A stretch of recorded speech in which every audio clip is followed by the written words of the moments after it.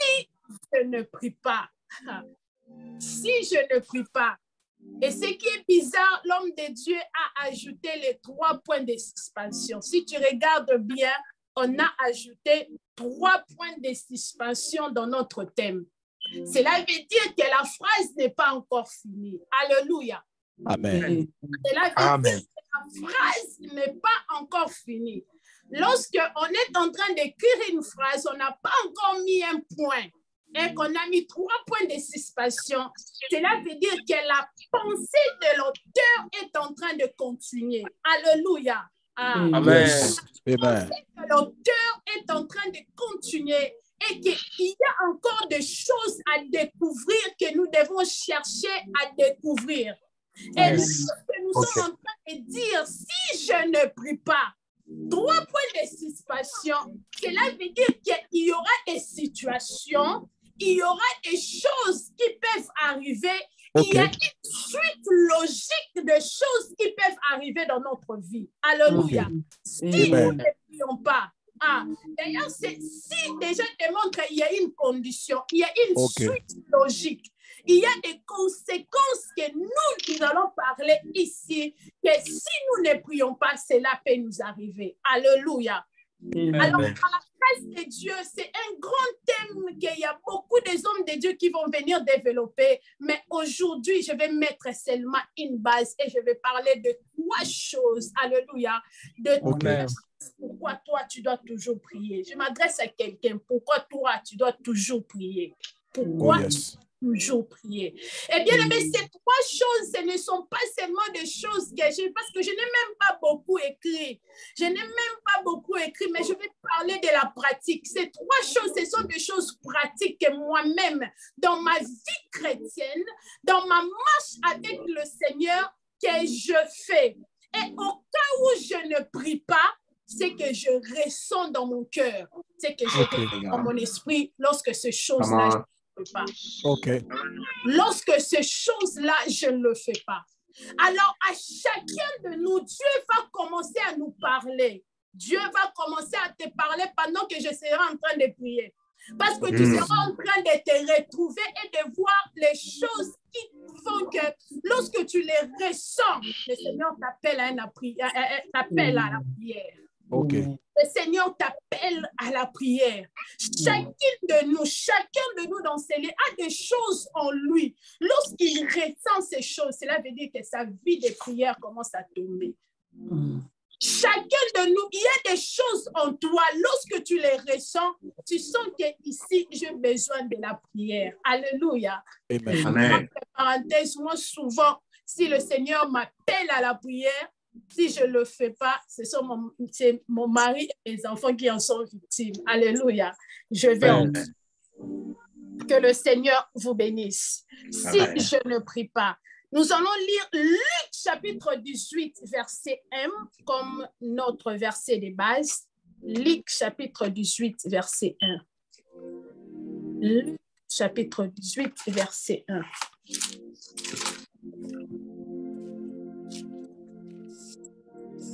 C'est un verset qui est tellement court, mais très puissant. Luc chapitre 18, verset 1. La Bible dit, Jésus leur adressa une parabole. Alléluia. Pour montrer qu'il faut toujours prier et ne point se relâcher. Alléluia. Amen. Jésus leur adressa une parole. C'est Jésus qui est en train d'adresser cette parole. Pour montrer qu'il faut toujours prier et ne point se relâcher. Dans Colossiens, la Bible dit prier sans cesse. Et ici, Jésus est en train de dire qu'il faut toujours prier et ne point se relâcher. Mais ce thème est en train d'être adressé à une catégorie de gens. Ce thème est adressé à ces genres de personnes qui n'ont pas des options. Ce thème est en train d'être adressé à une catégorie de gens qui n'ont que la prière comme leur seule option. Alléluia.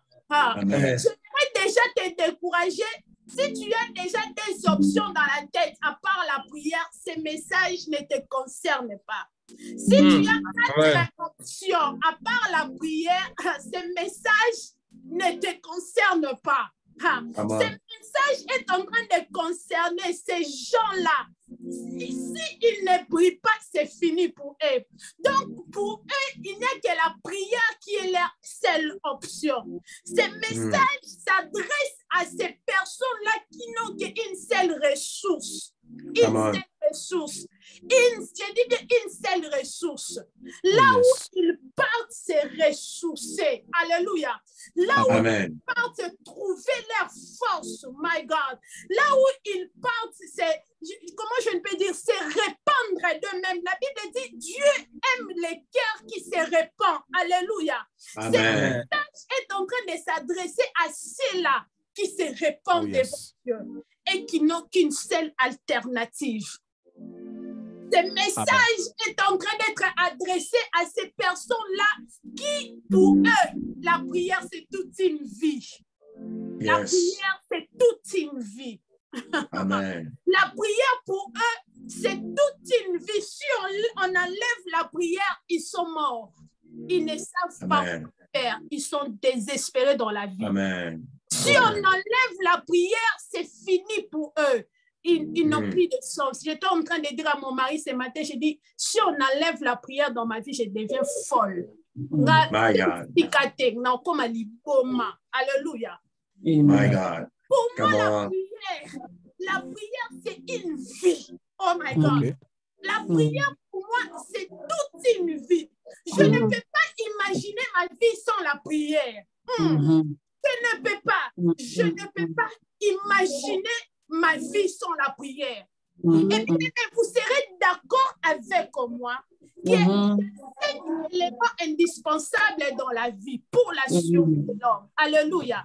La Bible nous a démontré il y a 5 éléments majeurs dans la vie de l'homme. Sans ces éléments, l'homme ne pourra pas vivre. La science nous parle de l'eau. La science nous parle du sol. La science nous parle de l'air comme de l'oxygène. Alléluia. L'oxygène que tu es en train de respirer. Bien aimé, si on te met dans une place même pendant 1 minute, s'il n'y a pas d'oxygène dans cette place, directement, en seconde même, directement, tu fais quoi? You die. Directement, tu es mort. Et ces 5 éléments constituent d'éléments majeurs pour la vie d'un homme, pour que l'homme puisse vivre. Et il y a un adage qui d'ailleurs dit que l'eau, c'est la vie. Alléluia.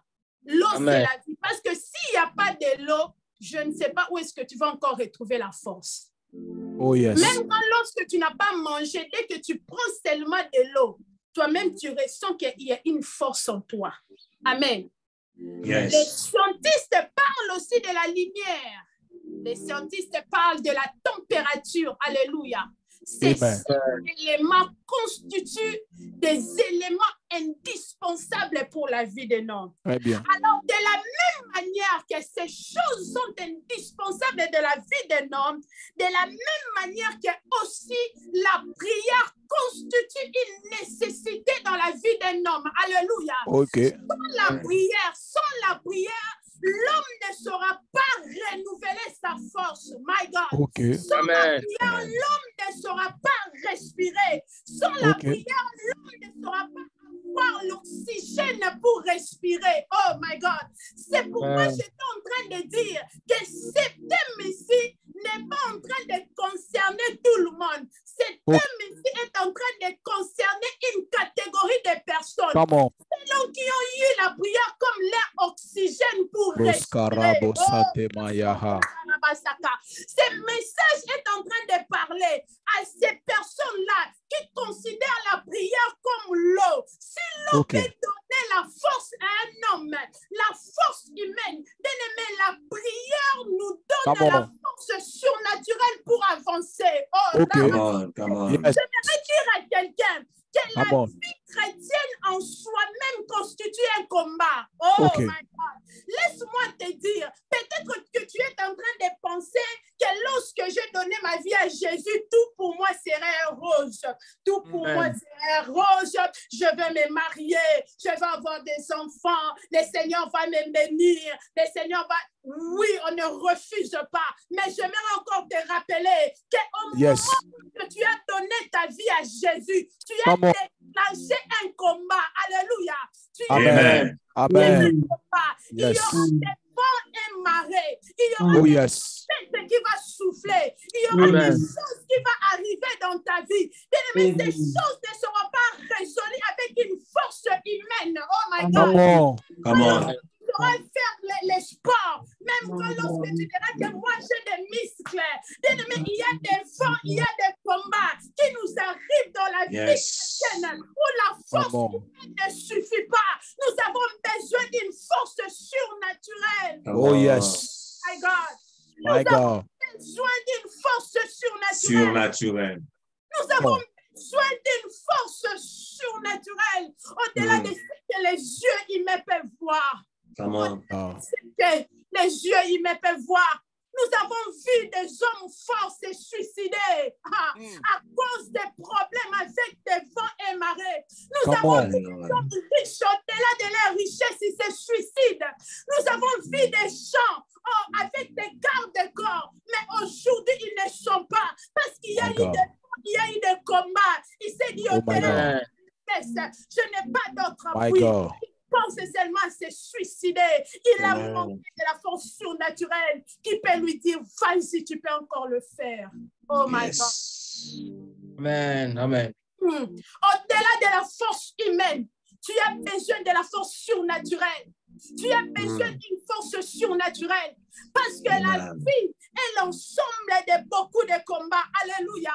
Et d'ailleurs, la Bible dit que nous ne combattons pas contre la chair et le sang, mais nous combattons contre les autorités, les principautés, les dominations. Oh my God! Tu ne peux pas vaincre les dominations avec la chair. Tu ne peux pas vaincre les autorités avec la chair. Tu ne peux pas vaincre, oh my God, la sorcellerie avec la chair. Tu ne peux pas vaincre ces esprits avec la chair. Tu as besoin d'une force surnaturelle.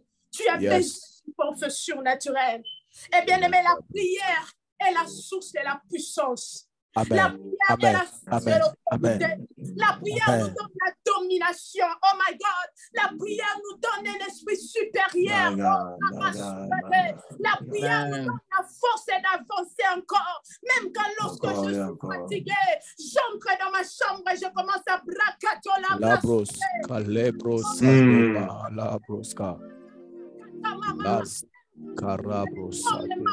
même quand lorsque je n'ai pas de mots à dire, j'entre dans ma chambre, il commence à m'inspirer des mots dans sa présence. Il commence à me dire, dis cela, même quand lorsque je n'ai pas de mots à dire. La prière renouvelle la force. Oh yes. La première des choses à savoir dans ces thèmes, il faut savoir que lorsque tu ne pries pas, tu deviens faible face au combat spirituel. Tu deviens faible face au combat de la vie. Tu deviens faible face au combat, aux vents et marées qui vont souffler même dans la vie chrétienne. Bien aimé, combien on a abandonné la foi chrétienne à cause des combats? Il y en a d'autres qui ont dit, depuis que j'ai commencé à prier, j'ai commencé à avoir des rêves bizarres, j'ai commencé à faire... C'est ça la vie chrétienne. C'est ça la vie chrétienne.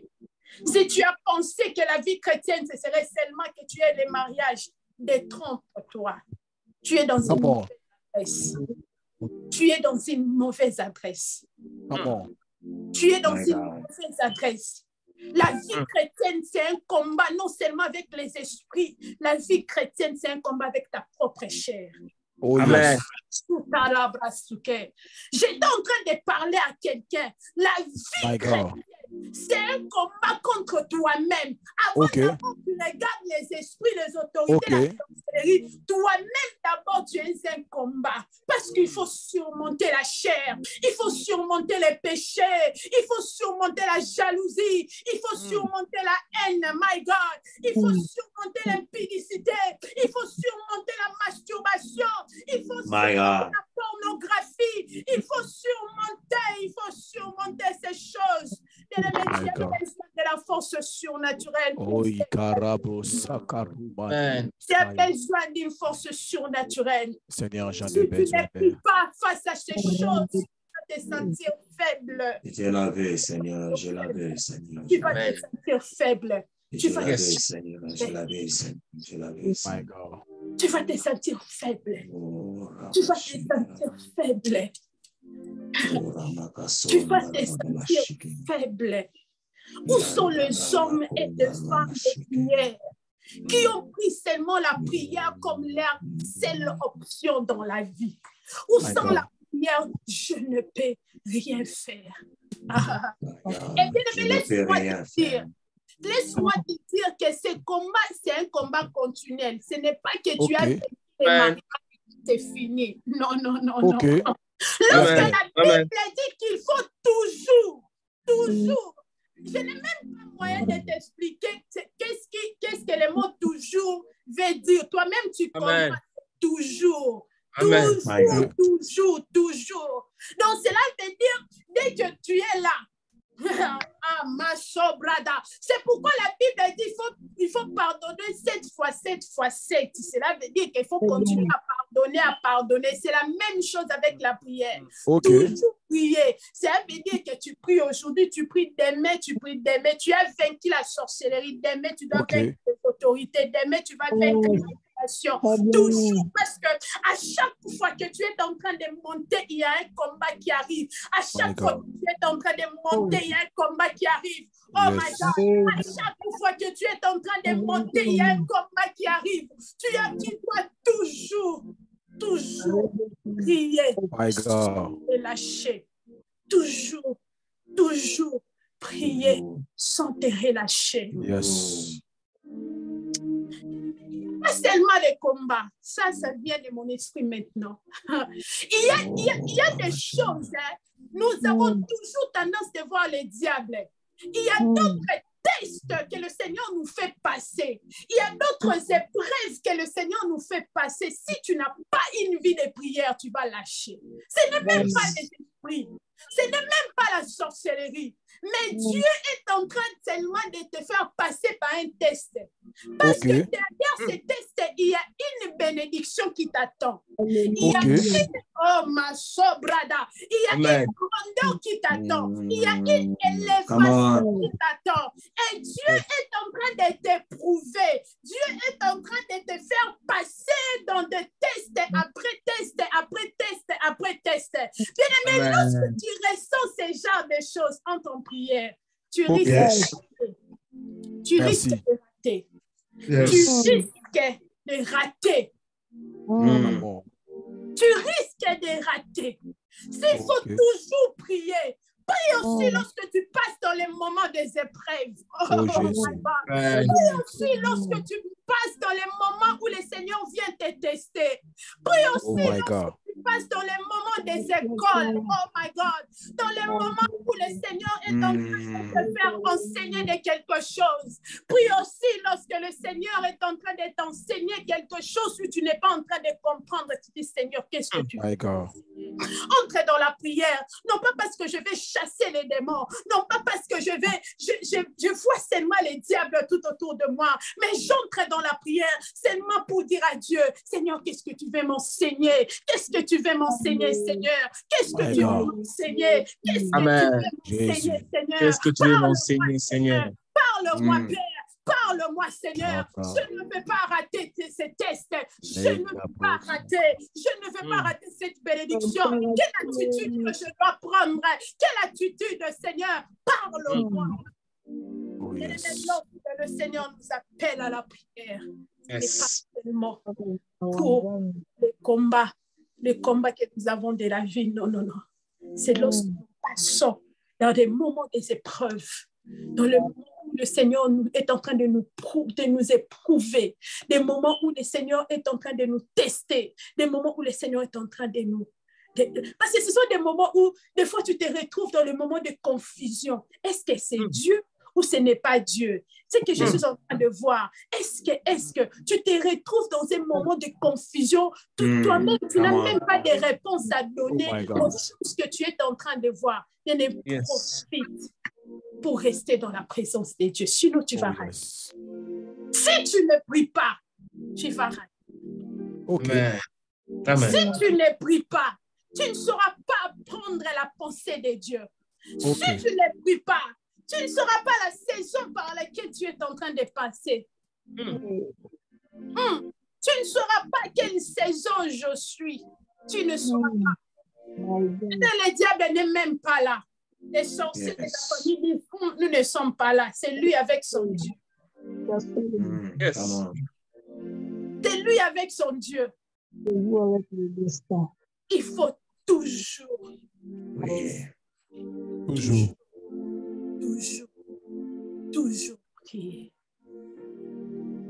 Toujours prier.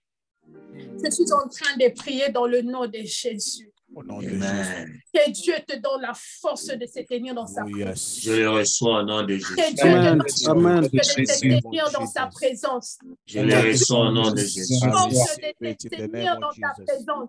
Si Amen. Claire, oh my God. Si larmes, verse tes larmes. Bien-aimé, c'est quoi? C'est l'excellence, ça te dépasse même la tête, ça te dépasse. Ça te dépasse. Tu entres seulement dans la présence de Dieu, tu commences à pleurer. Tu commences à pleurer, tu commences à pleurer, tu commences à pleurer, tu commences à pleurer. Ça te dépasse. Tu commences seulement à pleurer. Mais l'essentiel pour moi, que je sois seulement là. Que je sois seulement là. Il y a une femme de Dieu qui m'a dit, même quand lorsque tu ne comprends pas, reste dans les pieds du Seigneur. Reste dans les pieds du Seigneur. Restez dans les pieds du Seigneur. Restez dans les pieds du Seigneur. Oh my God. Restez dans les pieds du Seigneur. Dans les pieds du Seigneur. La deuxième des choses à savoir, pourquoi il faut toujours prier. Bien-aimé, vous devez savoir, il y a une chose de recevoir les promesses. Il y a une autre chose dans la réalisation de ces promesses. Amen. Nous avons toujours prié, Seigneur, réalise tes promesses dans ma vie. Nous l'avons toujours dit. Hey, ma prophétie, nous avons reçu des prophéties. J'ai reçu des prophéties. J'ai reçu par la grâce de Dieu. Bien aimé, si je dois compter des prophéties, des promesses de Dieu dans ma vie,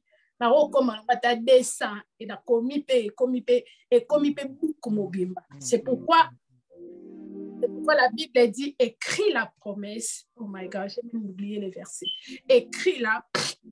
Si quelqu'un peut m'aider avec les versets, c'est toujours important de faire quoi? D'écrire tout ce que Dieu est en train de te dire, que ça soit gravé. Alléluia. Écris-la, attends-la, jusqu'à ce que ça s'accomplisse, et ça s'accomplira certainement. Et tellement, il faut faire quoi? Il faut l'écrire. Alors, si il faut que tu puisses écrire seulement, rester dans écrire, bien aimé, ça va seulement rester dans les livres. OK? C'est pourquoi j'ai dit, il y a une chose de recevoir les promesses de Dieu. Il y a une autre chose aussi, to expect yourself about pour la réalisation. Alléluia. Amen. Pour la réalisation. Alléluia. Et dans l'accomplissement des promesses, il y a la part de Dieu et il y a la part de l'homme. Il y a la part de Dieu et il y a la part de l'homme. Et ce qui est de la part de Dieu, là, je n'ai même pas d'explication. Tu sais que ton Dieu est fidèle. Amen. Toi, tu sais que ton Dieu est fidèle. Ton Dieu ne donnera même pas de raisons pour faire sa part. Il ne donnera pas de raisons. Parce que c'est un plan qui est déjà établi.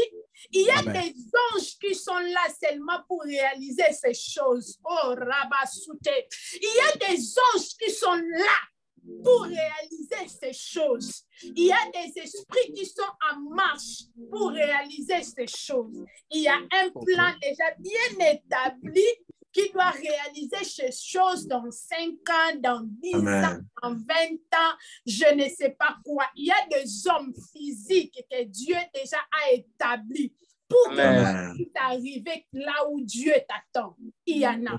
Il y en a. Dieu, dans sa part, il est fidèle. Mais l'homme, oh my God. Mais l'homme,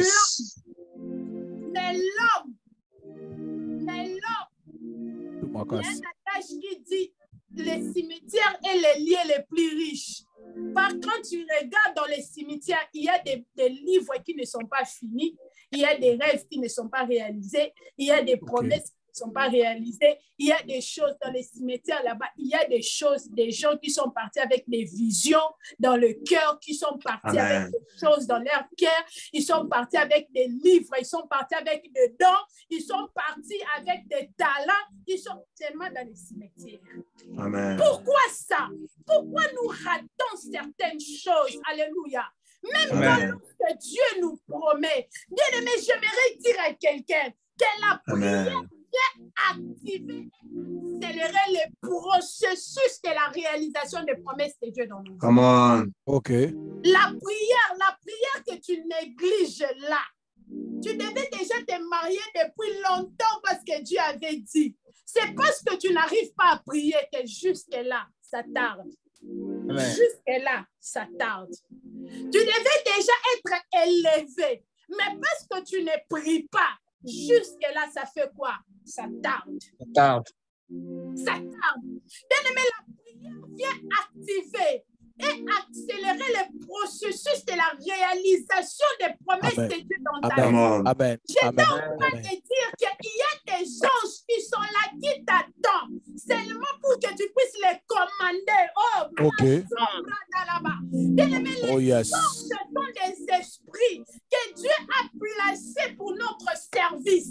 Il suffit seulement que dans la prière, que tu puisses dire à cet ange, je te commande de faire ça pour moi. Je t'envoie de faire ça pour moi.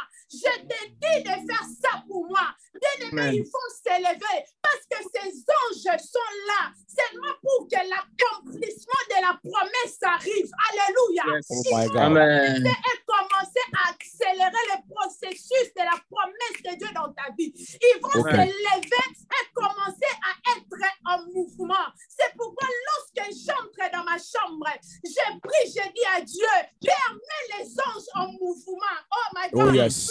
Mets les anges en mouvement. Mets les anges en mouvement. Mets les anges en mouvement pour moi. Jacob avait reçu la bénédiction, mais il suffisait seulement une seule nuit. Lorsqu'il a vu le ciel être ouvert et les anges de Dieu montaient et descendaient, ce jour-là même, son nom a été changé de Jacob à Israël parce qu'il avait seulement pris la décision de rester seulement une seule nuit dans la présence de Dieu pour que les anges de sa destinée soient activés. Oh, ma sobrada, la Bible dit, et c'est ce qu'un jour peut enfanter. Oh, c'est pourquoi je ne me fatigue pas de me connecter parce que je ne sais pas. Peut-être ces jours-là, ce sera le jour où les anges de Dieu vont s'activer pour ma destinée. Je ne me fatigue pas de partir dans des programmes de prière. My God. C'était le jour où les anges de Dieu devaient être activés pour nous sortir dans ma destinée. Oh, il suffisait seulement une seule nuit pour que les anges puissent monter, faire des montées et des descentes, pour faire des montées et des descentes, pour que le nom de Jacob soit changé en Israël. Amen. Amen. Pour que le nom de Jacob soit changé en Israël. Aujourd'hui, nous puissions parler de la nation des Israélites. Jésus. C'est seulement une seule nuit. Une seule nuit. Oh my God. Il y a quelqu'un qui s'est retrouvé dans la présence. Yes, Lord. Il y a quelqu'un qui s'est retrouvé une nuit. Il a dit, je ne te laisse pas si tu ne me bénis pas. Oh Jésus. Si tu ne me bénis pas. Je ne te laisse pas si tu ne me bénis pas. Amen. Je ne te laisse pas si tu ne me bénis pas. Il suffisait seulement qu'une seule nuit. Oh yes. C'est parce qu'un jour peut enfanter. Attention, tu n'as aucune idée. Tu n'as aucune idée ce qu'un jour peut enfanter. Tu n'as aucune idée ce qu'un jour peut enfanter. Amen. Prie. S'il faut prier, prie encore. Prie Amen. encore. Prie encore. Prie encore. Même dans les Amen. moments de faiblesse, prie encore. Ah, mon Amen. mari était en train de me demander ce matin, qu'est-ce que tu fais lorsque tu sens la faiblesse dans la prière? Je lui ai dit, je ne sais pas, je prie seulement. Parce que je ne sais pas si je suis dans la faiblesse dans la prière, je prie seulement. Parce que s'il ne faut pas prier, je ne sais pas qu'est-ce que je vais faire encore. Qu'est-ce que je vais faire encore? Je ne sais pas. My God. Je ne sais pas. Je ne sais pas. Si le Seigneur peut-être pitié de moi, le Seigneur va élever le docteur Eric pour commencer à intercéder pour moi, pour que je me relève. Si le Seigneur a eu pitié de moi, le Seigneur voit tellement, en tout cas, ma fille, elle est fatiguée. Il commande docteur Eric, il commande papa Bavé, il commande maman parfaite. Prie pour lui, pour qu'elle se relève. Mais sinon, de moi-même, je ne sais pas. Je prie seulement. OK. Même quand ces jours-là, j'ai l'habitude de faire 3 heures du temps, 4 heures du temps dans la prière. Même quand je vais faire 30 minutes, je sois seulement là. Amen. Et que j'ai prié. Au moins, je sais seulement, j'ai prié pendant mes 30 minutes. Et il est en train de me voir seulement dans les 30 minutes. Yes. Et tu ne vas pas comprendre, j'ai fait 30 minutes aujourd'hui. Demain, lorsque j'entre, je sors une autre personne. Je fais 4 heures, 5 heures. Je ferme ma porte. Mon mari, mes enfants me connaissent. Lorsque moi, je prie, je ferme la porte. Personne n'entre, personne ne sort. Parce que je n'ai pas de dérangement lorsque je prie. Je respecte la présence de Dieu. Je me dis que je suis dans une intimité avec Dieu. Donc, il n'y a personne qui peut entrer, il n'y a personne qui peut sortir. Dès que j'ai fini, j'ouvre la porte, il peut faire ce qu'il veut. Jésus. Je respecte mon intimité. My God. Avec Dieu. Jésus. Ces choses sont tellement personnelles. Ces choses sont tellement personnelles que c'est inexplicable. Même pas mon mari ne peut pas comprendre ça. C'est que tu ressens dans ton cœur. Des fois, tu manques de mots pour exprimer ça même aux personnes que tu pars te confier. Ils ne vont pas peut-être te comprendre parce qu'ils ne peuvent pas entrer, sonder dans ton cœur pour comprendre réellement, mettre les mots. Ils ne peuvent pas. Mais lorsque tu entres dans la présence de Dieu, le Seigneur fait te sonder. Il connaît tes faiblesses, il connaît tes limites, il connaît là, il connaît. Mais il y a tellement trop à dire sur la prière. Il y a tellement. Ici, il faut tellement qu'on puisse parler de la prière. Ici, on peut faire des jours, 3 jours en train. Chacun de nous donne ses expériences. Amen. Le Seigneur nous connaît plus que nous-mêmes. Il faut prier encore. Prie encore. Prie encore. Prie encore. Prie encore. Le dernier point pour que je puisse finir, je ne sais pas si je vais rentrer encore, je ne sais pas parce que demain je commence le travail. Le dernier point, je vais parler rapidement. Qu'est-ce qu'il faut savoir? Alléluia. 5 minutes. Bien aimé, il faut savoir que si tu ne pries pas, tu ne sauras pas vaincre la tentation. Amen. Tu ne sauras pas vaincre la tentation. La Bible dit, veillez et priez pour que vous ne tombiez pas dans la tentation. OK. L'esprit est bien disposé, mais ta chair est quoi? Est faible. J'aimerais dire à quelqu'un, il y a beaucoup de péchés que tu as fait dans ta vie. Il y a beaucoup de péchés que tu as commis dans ta vie. Regarde bien. Ce sont des temps où tu étais faible dans la prière. Yes. Ce sont des moments où tu étais faible. Il y a beaucoup de péchés que tu as commis dans ta vie. Ce sont des moments où tu étais soit négligente, soit tu étais faible dans la prière. OK. Ces moments-là, ce sont des moments où des choses que tu ne faisais pas, tu commences à les tolérer. Et ça fait quoi? Même quand je porte ça, ça fait quoi? Et ça fait quoi? Et ça fait quoi? Tu ne vois pas les gens en train de les porter. Regarde bien. Ce sont plus ces moments-là que même des petits interdits que tu ne faisais pas, tu commences à les faire. Même les petites choses que tu te disais, que tu t'es donné beaucoup de discipline, tu commences même à les tolérer. Sache-le bien que quand tu vois ces choses arriver, que tu commences à permettre certaines choses, sache-le que des points de montée, ta vie de prière commence à partir. Il y en a des gens, oh ba benwa ka bolo kwa ba je atiki nzambe ezaki na mikie, tu te retrouves quelqu'un à pengui directement. Souvent, c'est lorsque notre vie de prière commence à faire quoi? À baisser. Tu ne te rendras pas compte. Ça baisse. Et tu commences à tolérer certaines choses que tu ne tolérais pas. Tu commences à tolérer certaines choses que tu ne tolérais pas. Bien-aimé, attention.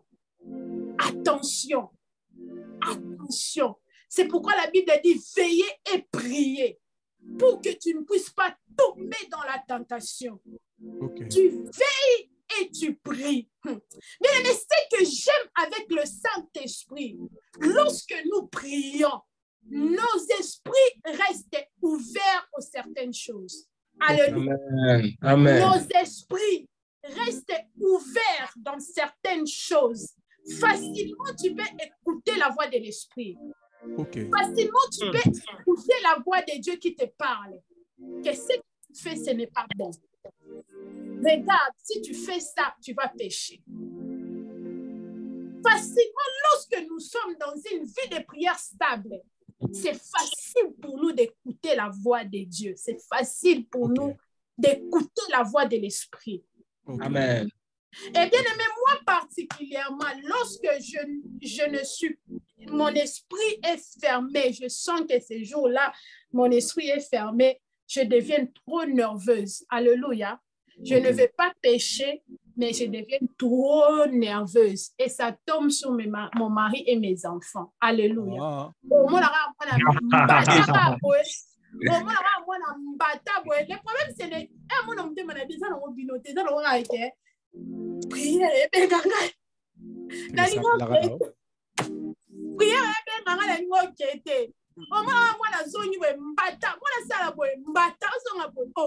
mais qu'est-ce qu'il y a? Le problème, c'est que les gens ont binoté, papa, l'ibisanga.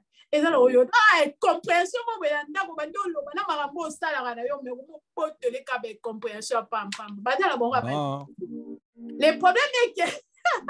le problème est que le Seigneur m'appelle à la prière. Et bien, lorsque j'entre dans la présence de Dieu, c'est que j'aime avec le Seigneur. En français. Lorsque j'entre dans la présence de Dieu, c'est comme une personne qui est renversée. Alléluia. Mes pensées sont renouvelées. Mon esprit est renouvelé. Mon corps est renouvelé. C'est comme si je deviens une autre personne. Malabra, calabra. C'est comme si je deviens une autre personne. C'est comme si je deviens une personne totalement différente de ce que j'étais avant. Merci pour la prière. Merci pour la prière. Si ce n'était pas pour la prière, nous autres aussi, on ne serait pas de bonnes femmes. Je vous assure. La prière fait de nous des bonnes femmes. La prière fait de toi un bon mari si tu ne le sais pas. La prière fait de toi une bonne grande soeur, une bonne petite soeur. Si ce n'était pas la prière, peut-être tu ne serais pas ce que tu es aujourd'hui. La prière fait de toi une très bonne élève. La prière fait de toi, je ne sais pas. Il faut toujours prier. Il faut toujours prier. Que Dieu bénisse abondamment. Que Dieu. Amen. Amen. Amen. Oh yes. Oh yes. Oh yes. Oh yes.